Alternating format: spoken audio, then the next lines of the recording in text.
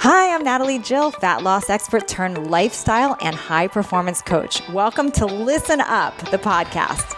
On this podcast, I do what I do best, taking complicated information that is relevant to us now and breaking it down simply with actionable steps you can implement to level up your life. I also regularly interview some of the most inspiring and courageous men and women on the planet who, at their worst, learned how to achieve success greater than anything they ever dreamed possible, creating everything from nothing. If you are new here, I encourage you to go back and listen from episode 1, when this podcast was previously called Leveling Up, for the full transformative experience. Today, I'm so excited because I have my friend Jen Gottlieb here. She is co-founder of Super Connector Media. She is the PR expert and she is the guru when it comes to public relations and traditional media. And I've gotten to know her a lot better over the last few months. And I just am so impressed with how she approaches the PR world, the information world. She's very story-driven. She attracts amazing, talented guests. She works with some of the best known names in the business. And I'm so happy to have her here today because I want to dive into even how she got into this and then actually get some tips for us as listeners of what we can do to get our story out into the media. So thanks so much, Jen, for being here today.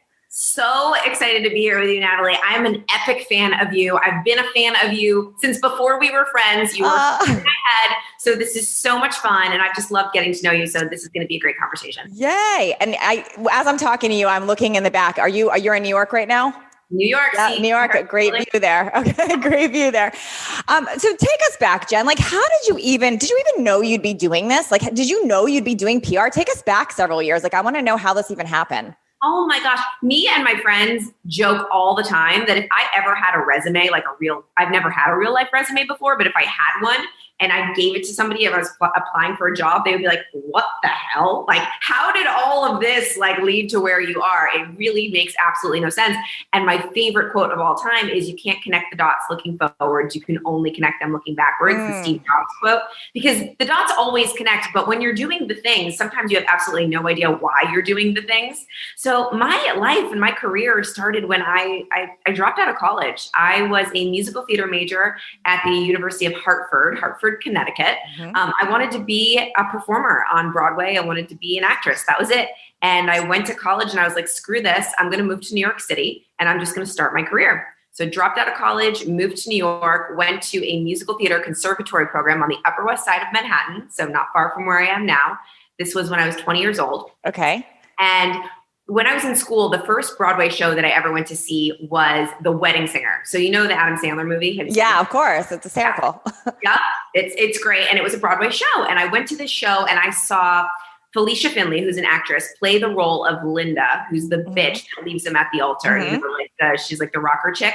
And it was literally, Natalie, like God came down to me and said to me, you need to play that role. Like I had goosebumps. I was crying and it was a funny role. And my friends looking at me, why are you crying? And I'm like, I'm going to play that part one day. And he's like, okay. Because at that time I'm in school. I'm living in like a 4x8, hole in the wall in like a twin bed. There was no possible way. Jen, were you even going to school for musical? Was that what you were in school for? For musical theater? Okay. So it wasn't that far-fetched. Like that's what you were studying. 1,000%. But it was on Broadway and I had never auditioned for a Broadway show. I was just kind of like a young girl in New York City, like just starting out. And so at that time, my mom had given me the book, The Secret. Okay. This book about the law of attraction. And my mom is a Reiki master, and so, she's like very woo. And I always was like, Mom, this is dumb. Stop with the woo. I can't with you with the woo stuff. So she gives me this book and I'm like looking at it. I'm like, I don't really believe all this. But then I heard Oprah tell the story of how she manifested her role in The Color Purple by using this law of attraction, The Secret, and all of this. And I'm like, okay, if it's good enough for Oprah, maybe I'll experiment with this thing, right? And I'm like secretly experimenting. I didn't want my mom to know that I was, because it was like, I didn't want her to have that, that joy of me doing it. I don't know. I was very rebellious. And so I was like, I'm going to do this with The Wedding Singer and I'm going to manifest, quote unquote, this role. This is what I want to do. So every single night before I went to bed, I would visualize myself playing this part in detail. I would feel the costume on my body. I would see the lights in the theater, and I would hear the audience, and I would sing the songs in my sleep. Wow. Every single night. And then when we would do our musical theater, like for school, in musical theater school, instead of tests, you sing songs. So I would sing all of her songs. And when I would sing them for my final demos in school, I would envision that I was rehearsing for the Broadway show. And it was like in my mind that this was happening for me. And I tell people, like, the law of attraction, it doesn't like mean that shit's magically just going to happen to you. When Sure. you it. But what it does is it makes the action steps towards getting that thing a lot less scary. Oh my gosh, I knew I loved you for a reason. Like, I'm such a fan of all of that. That is so my language. But I have some questions for people listening about this piece, because visualization is so important, and believing in what you want and asking yourself, what do I want and why, and being focused on that. But in the age of so much social media right now, TikTok, Instagram, scrolling, people going to bed with their phones, how do you think that's affecting this? Because to me, it's like, I feel like a lot of that visualization and the daydreaming and the closing your eyes and wandering, a lot of people aren't doing it because of the dang phone. Like, they're scrolling and taking in stuff. What's your experience with that? Because there wasn't phones and social media when you were doing that. Yep, 1,000%. And I am a big manifestor visualizer now, because the story that I'm telling you is what made me believe in it. I manifested the role, and the costume that I was wearing was Felicia Finley's costume. Wow. When I brought the part, like, it was that, and the visual that I saw when I performed it for the first time was the same one that I was visualizing in my twin bed. So, and I know how to do that, but I don't do it as much now because I got this damn thing, and I'm always looking at it, and I'm not taking time to daydream and visualize enough. I do in the morning. I have my practice where I do like my future gratitude and all. I do it, but I don't do it as much. And I do agree with you that it's coming in, and the phone can be great for a lot of things, but it can be not so great for a lot of things. And that is one of them. Yeah. I caught myself this morning, and I'm going to get back to your story in a minute, but I caught myself this morning, even because I know the importance of visualizing and setting the intention for my day. And I grabbed my phone to write my affirmations, and instead I logged on to TikTok. And next thing you know, I'm like lost in TikTok world, like 40 minutes. I'm like, what am I doing? And then there's no time for it. An automatic thing, right? You don't even realize you're doing it. Sometimes I'm like, I just spent an hour scrolling on Instagram. I didn't even know that I was doing that. Like, how did that just happen?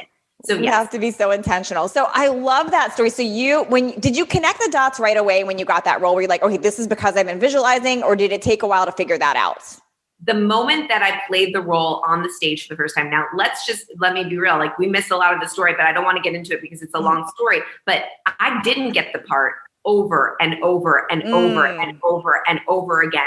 And then I was the understudy. And then it was very difficult for me to get that role. So when I finally got it, it taught me a lot of lessons. And this is why I like to tell this story, because it taught me about follow-up. Because if I did not follow up with this one director over and over and over and over and over again, when he was not responding to me, it wouldn't have happened. Also, it taught me about taking scary action. I did some really scary things. I snuck into auditions dressed as a different character as I was auditioning for all this stuff. But what the visualization and all of that did was it helped me take that action, because in my mind, in my subconscious, I believed that this was happening for me. And when I played the role, Natalie, for the first time on a stage, and I was wearing her costume that I had visualized myself in.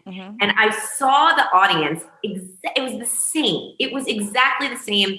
I walked backstage and I collapsed on the ground and I cried. And I was like, holy crap, anything that I want, I can create. I have to take scary action.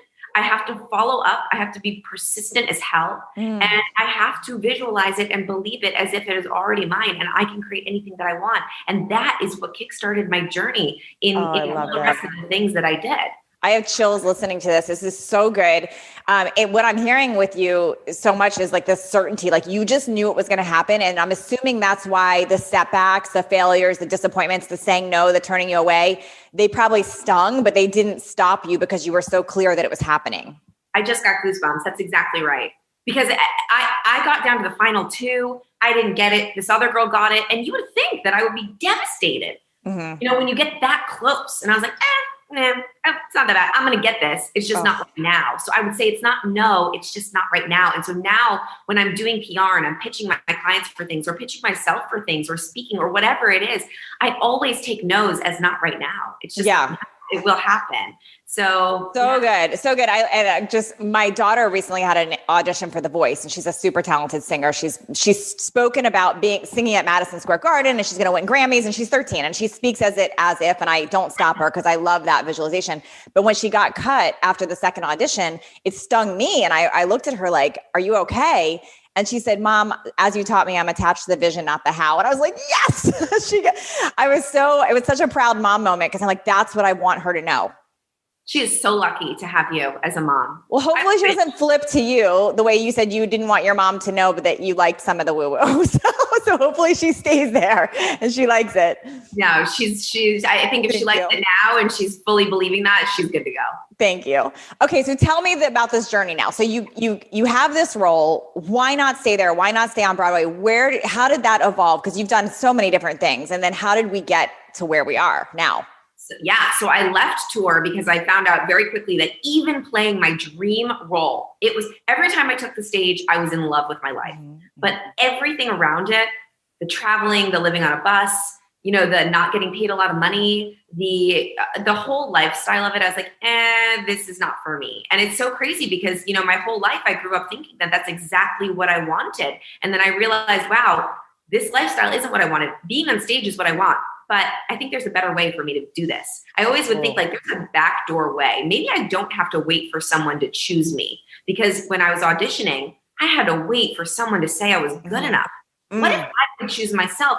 And what if it didn't have to look like this? What if speaking on stage or singing or dancing or acting on stage or performing could look different?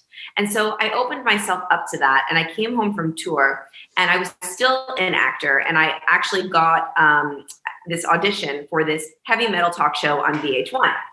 And I was like, great, I just played this role of this heavy metal rock and roll girl for a year. I'm going to book this. So it was another moment where I was like, I got this.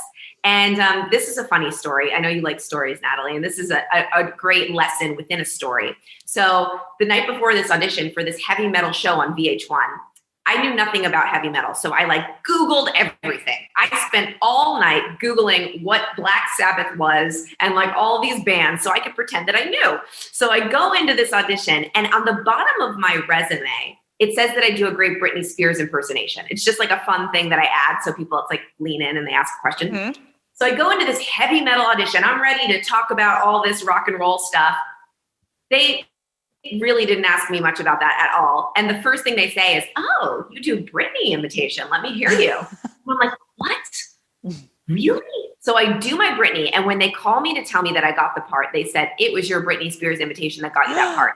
Now, what that taught me, Natalie, was that you stay true to who you are, no matter what the circumstances is. And that's what's going to make people lean in. That's what's going to make people choose you. You stay true to you. My Britney Spears impersonation got me this gig that I spent 14 seasons on cable television hosting a heavy metal rock and roll show that ended up being unbelievable credibility and unbelievable gig for me. So be you. I love that.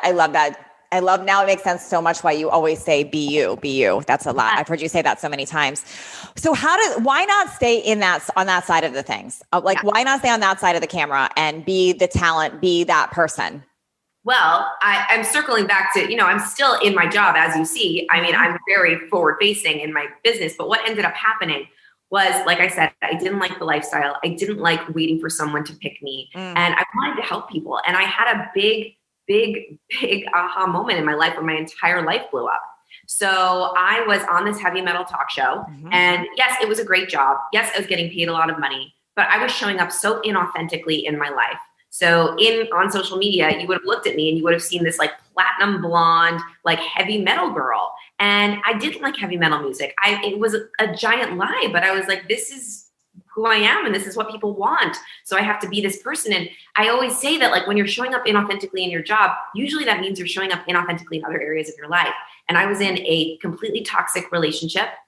I became severely bulimic. I was addicted to Adderall. I was in a deep depression. And I knew that this person, I was in this relationship with this guy, and I knew that it was toxic, and I knew that he was cheating on me, and I was paralyzed, and I couldn't get out of it because I thought that I was only worthy if I was this trophy wife to this guy. And we lived in $1 million apartment and my life was so perfect, quote unquote. But in the inside, it was falling apart. So let me ask you a question about that, because that's a lot of stuff that you said kind of quick. And I know people are going to have questions about that. You said, like, I was bulimic and I was addicted to Adderall, all these things. What was all that about, do you think? Was that trying to be, were you doing Adderall to be skinny? Were you doing it to be a performer? Like, what was going on? And was that a thing about control, or what was that?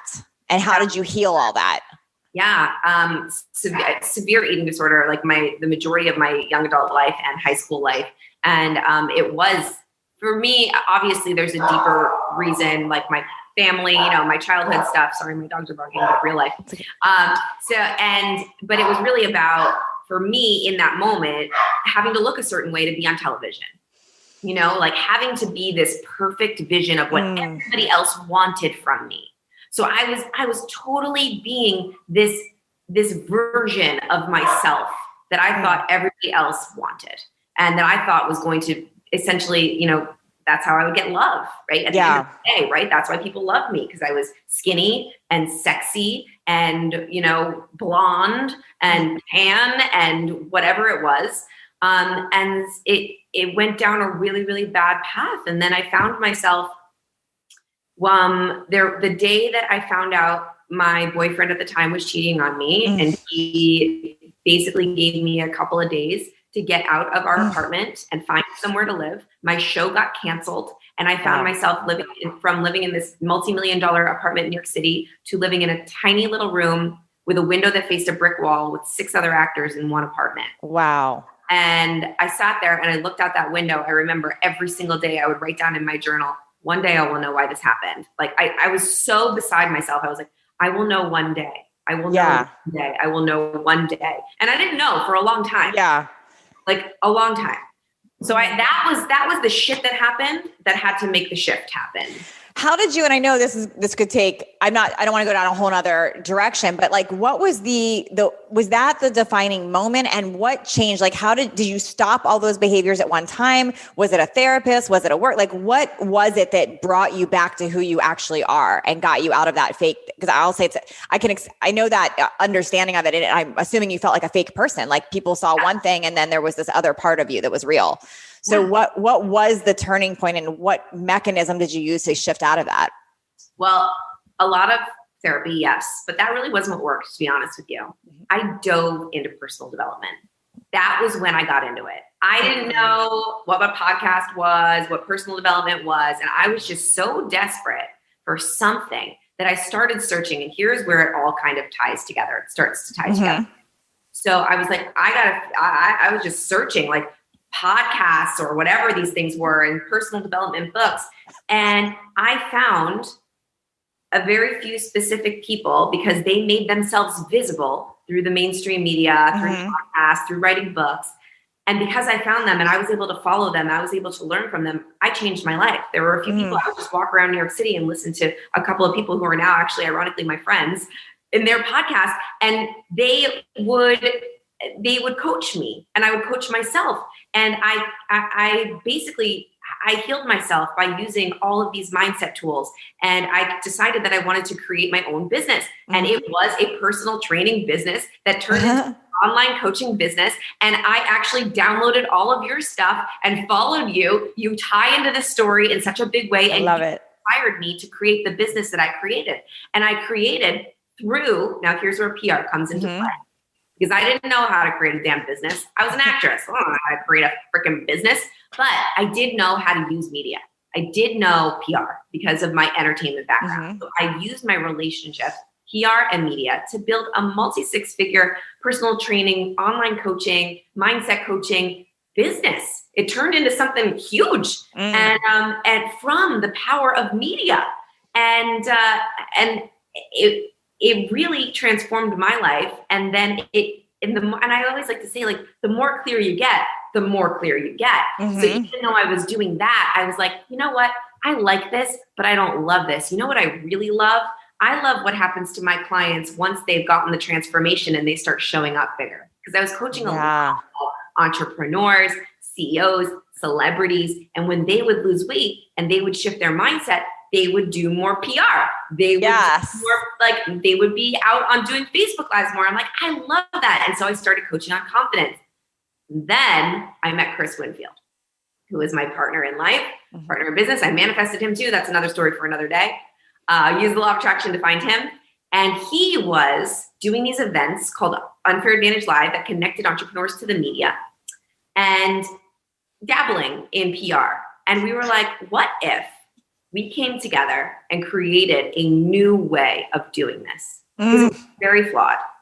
And we brought in my best friend, Angela, who's our chief publicity officer. She was my friend at the time before I met Chris. And she was like helping me with my PR. And we're like, why don't you come in and run our PR agency? Let's do this. And we created what you now know as Super Connector Media. I love this whole, I never knew this whole story or this time, how this all tied together. This is so cool. So I love the evolution too. Like it makes so much sense. Like you had your own struggle. You had this whole skill set that was working for you in life and got you so far, but it wasn't truly authentically you because you had this where I was taking Adderall and I was bulimic and all these things. It wasn't happy. You had to have a huge wake up call because if had that not happened, you would have never been open to these other possibilities. You would have stayed there. So that happened. It sort of like smacked you into like, we got to wake up and shift. And then you did what a lot of people do along the journey. You first got your body healthy and now you're like, I learned this, so let me help others with that. And then you notice the same thing I do. You help someone with fat loss and weight loss and getting their confidence back. Now their whole life is exploding in a good way. Like they find a relationship or they want to grow a business so you really followed that evolution and even taking it as far as to meeting your now fiance and then creating a whole business together. I love this whole journey. This is so cool. I never knew any of this about you. And it makes so much sense why you love story and why you are so much able to help your clients with this because you get that whole aspect. Oh yeah.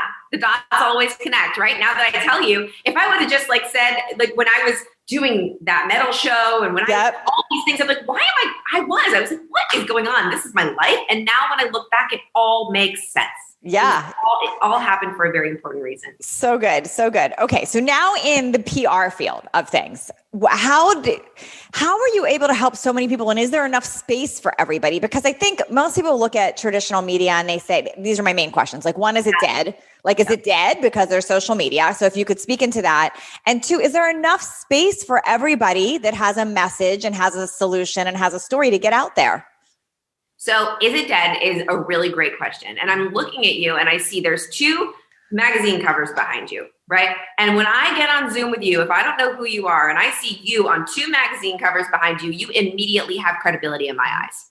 You are immediately someone I want to know, just saying. And that's just how the brain works. You are immediately someone that I'm like, oh, they're legit. She knows what she's doing because Strong and Hers put her on the cover and there she is. So mainstream media is still the number one credibility and authority marker. It still is, even though there's social media, because I could get on social media and tell you, I could go on Clubhouse, wherever it is, where we were just talking about this, and tell you that I'm a shit. I could tell you how great I am all day long. I could post a million pictures of myself and say that I'm great, but that doesn't mean anything. If Hers or Strong or Women's Health puts me on the cover of their magazine, it's not me telling you I'm the shit. It's somebody else that has trust, credibility, and authority that's saying that I'm the shit. And still, the way the human brain works, first of all, more people are watching TV now than ever before. Let's just be real. They're watching. There's a lot of people in this country that don't have social media and they are watching TV. So there's that. There's that whole aspect. But the way the human mind works is that if you're Googling and you're going to hire somebody, let's say you're thinking about hiring somebody or even following somebody or you're interested in somebody and there's 2 different people, they both do the exact same thing. They both charge the exact same amount of money. One of them has been featured in this, and this. You Google them, you see all this TV that they've been on, and one of them has absolutely no mainstream media. Who are you going to hire? Yeah, you're the one with more credibility, the one that had that. Yeah, I love that. I love this topic with you because I have this whole conversation that happens with people. Like with social media, I feel like anybody can make themselves appear like they are credentialed really quick. And It's very hard to tell who's real, who's not. And what I tell clients is if you have an actual real solution and a method, it's your duty to get it out there because there's just so much junk out there we've got to get you known because you have an actual real solution, an actual real method, something. And there is a lot of people that have actual real methods and they're so intimidated by the fakeness out in social media that they then suck it down and don't shine. They don't get themselves out there. And it hurts me to see that because there is so much fake out there. There really is. There's so much fake. And you're right. If you have a story, a product or service that helps people, it is your responsibility to get it out there, because then those people, if you're not visible, those people are going to hire someone else that's not as good as you, that doesn't care as much as you. And they're not going to have your greatness. They're not going to have the gifts that you've been given because you're too scared to put yourself out there, or because you don't want to put yourself out there, or because you don't believe in the power of media. Like whatever the fear makes in your brain, it is your responsibility. Yeah, I like that. Now, in my side of things, when I started doing traditional media, social media was newer. But what I found is it also works the opposite way. To show that stuff on social media help to build social media. Right. That's right. So 20% of the value of the PR hit or the media hit or whatever it is the actual article, TV segment, whatever it is. 80% is what you do with it afterwards. So think about it. How do you get verified on Instagram? You need to show mainstream media. That's how you get verified, right? Because they want to exactly how says that you're legitimate. That is still how you get verified. And it will always probably be, because that's the only way to legitimize people is by the mainstream media saying that, okay, they are credible and they are verified. But oh my gosh, we have so many clients that the second that you put your mainstream media onto your Instagram, it's immediate credibility. You get more followers. So this is an amazing story. Oh my gosh, this just happened, Natalie Joe. So one of our, he's a BSA student, so that's our BC Accelerator, but he did the Be on TV Bootcamp. His name is Dr. Ugo, and he is a lawyer, okay? Awesome lawyer, amazing personality, but he had a TikTok that he was dabbling in, hadn't gotten any media. He finally gets a KTLA segment. He's the expert on this KTLA segment. This thing airs. He puts it on his social media. His TikTok blew up and he's getting millions of views on his TikTok now because of that KTLA. Wow. He had to hire so many people to his practice because he can't keep track of all of the incoming leads. What a great story. It's insane, and it's so cool because that's the power of that one media hit. That one media. And now his TikTok it's viral, completely viral. My biggest sales day of all times with my products was when the 1 week I was on Women's World cover. And it was just 1 week in stores, but I'll never forget. It was like my biggest sales day ever. And it was nothing to do with social media. It was literally from that. Yep. And now you always have that Women's Day cover. So you could go back and post that Women's Day cover on your Instagram today and write a cool story about it. Maybe I will, Jen. Maybe I will. That's a good idea. Yeah. And write a story about it. And that's content. And that also gives, credibility. Oh, wow. She was on the cover of Women's Day. So it was Women's World, but yes, it's a great idea. I think I'm going to have to resurface that and do that because I like that. So for anyone listening right now, by the way, she's got a boot camp.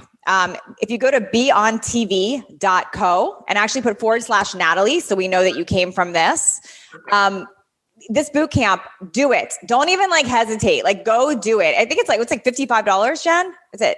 Yeah, $55.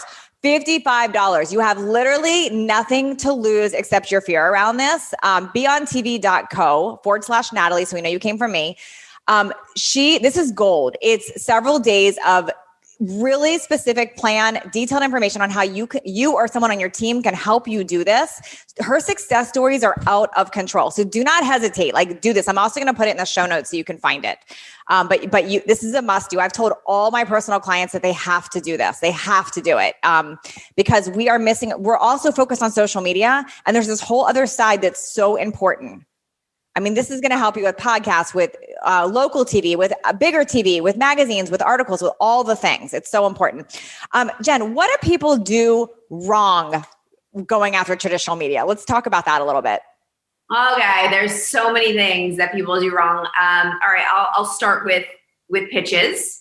Okay. Wrong things that they do when they pitch. There's a couple of things. Number one is they will take one pitch and they will copy paste it and send it to hundreds of people. Don't do that. Never. Okay. We bring on the biggest producers from some of the biggest shows onto our bootcamp, into our accelerator program, and they all say the same thing. They say, if I get a pitch that looks like it was copy pasted and sent to a bunch of people that's not specific to me, I delete it. So you want to make sure better is better than more. All right. So do a really specific pitch to a human. The media, they're human beings. They're opening an email to a human. So what do you know about them? Have you read some of their work? Have you watched some of their segments? How can you make that pitch specific to that person that's opening the email? And don't just send the same pitch to hundreds of people. Nothing's going to happen. That's number one. Number two, a big mistake that I see when people pitch is they start the pitch with, hi, I'm Jen Gottlieb, and I am blah, blah, blah, blah, blah, blah. They don't care about yeah. They care about their audience. They care about their viewers. And what do their viewers and their audience or their readers care about? A timely topic that goes with whatever's going on in the world. So you want to start your pitch with the topic first and then introduce yourself. It's not about you. It's about the timely topic. So you could say, guess what's happening in the fitness world? 60% of people are drinking more soda than whatever it is. You know what I mean? And it's National Soda Day. So I'm Jen Gottlieb, and I am an expert in this, and I can speak to this for your audience so that they can learn these 5 things. Everything you just said right there is completely gold. And I'm laughing because with having a podcast that it's in the top 50 of self-help, I get pitches all the time from PR people, and they are so awful. They're so missing the mark. It's all about the author, the person. It has nothing to do with me or my audience or what would benefit us. It's so fun. And I can't believe how many people teach the wrong thing. That's why I'm like, everyone's got to do your boot camp, because there's a lot of bad information going on out there. A lot. People are paying for this bad information. I know, it's insane. But I mean, and then they'll continue to say PR doesn't work, or pitching doesn't work, or whatever. It does. You just have to be really strategic about it. You have to do it the right way. And you have to remember that people are people are people are people.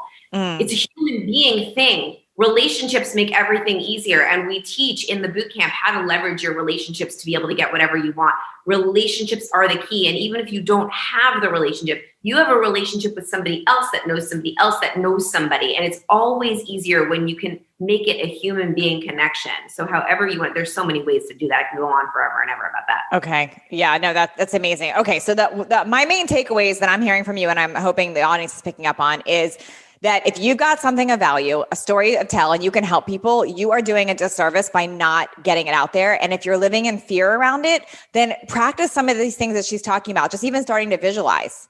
And if you don't make yourself known or get it out there or ask to get it out there or add value somewhere, no one knows what you're doing. So you're just not getting any better. It's like literally not getting any better. Jen, this was so helpful today. I think everyone listening, please go to beontv.co/Natalie. You've got to do her bootcamp. I'm going to do it too, because I need a refresher. And I swear by what Jen and her partner, Chris, teach. They are the real deal. Jen, thank you so much for being here today. This was so helpful. This was so fun. Thank you so much, Natalie. Can't wait to see you in the bootcamp. Yay. Thank you. Thank you for taking the time out of your day to listen in as my guest today. If you found this episode valuable, please share it with friends and on social media. I don't advertise this show, so I rely on word of mouth and reviews to get it out in the world. The biggest thank you that you can give me is leaving me a review, and a nice one, I hope, by the way. This is how others find these episodes. If you do leave me a review, be sure to message me at support@nataliejillfitness.com with a screenshot of your review, because I would love to send you a free digital download of my DSR journal as a thank you. And please don't forget to connect with me on social media at Natalie Jill Fit on Instagram and Facebook.